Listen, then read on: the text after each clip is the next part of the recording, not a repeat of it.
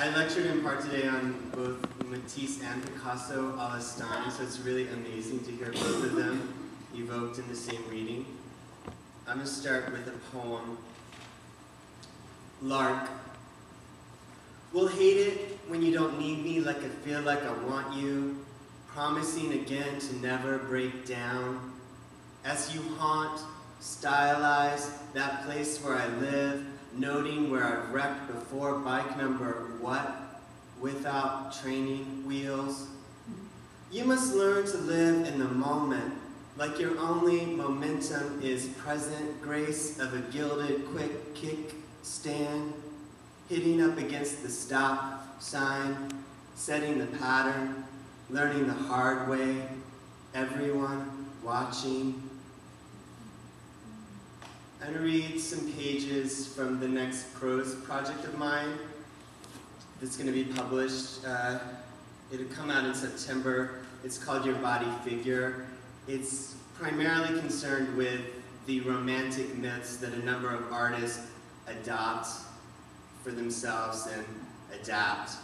Here I'm dealing with the poet Hart Crane. It was somewhere back in Washington. He was your first man, a religious man in his own way. He was a way one could come to know this language, rough textures, his hands hooked behind you like angels on your back, fluttering up and ascending from knees. You visit a painter. You go to see him once a week in his studio with the farm outside where he spilt light, capturing it across a canvas, stretched, making it sail into that point he captures, vanishing. Now you had somewhere to be. He's another one who saw how much you needed. You saw little else but each other for weekends and moments. There was work on Mondays. He lived a little further away. You liked thinking of yourself as this prisoner in one of his paintings. You yourself began practicing, first with a pencil, then those more tentative, paler blushes. You weren't going to spell anything quite out, you decided. You would imply. Your irises enlarged, sharpened before the page, and then looked up and out to him. You tried to see more there, the very nature of a reality. You stretched with words between you, occasionally drifting like waves behind larger thoughts. You were telling another version of the myth of Narcissus, how in one, rather than staying there long enough to transform into some rooted thing, and going after himself further, and trying to actually touch himself, not knowing it was himself he was reaching to meet in all that fluid blue pigment covering the canvas of the world, how he would drown. You were noticing the trembling around the corners of everything now in his presence. You were most certainly noticing his mouth across the room, opening to say something else to you, louder. You ask him to repeat himself. You want to be sure. Break. Nothing's fixed. It all hangs on the gears of the most sudden shifting in your perspective over this evening. You hold all your cards to yourself. You think of your childhood tower room, sparring with the dust motes, jabbing inside there with his shadows. You are still living there. He's put all his apples on the table, how they move you, move over and under you, spill all over the floor as the sun completes an arc. For a moment, you'll stop and let your eyes try to adjust. You could hear your own breathing now, the way you were laboring in this enjoyment of him, his space, the way you will until it will become second nature. The heart was perhaps the hardest thing to let try and enter here, there in his studio. It was all in the way he hooks his thumbs, the way he picks things up. It's like all you saw once in the eyes of the boys who circled your house as a child, your mother holding that door for you, the years flying as the boys continue going by on their bikes, circling your home, their ages turning, your houses changing, the cities chaining into all these possible routes of escape.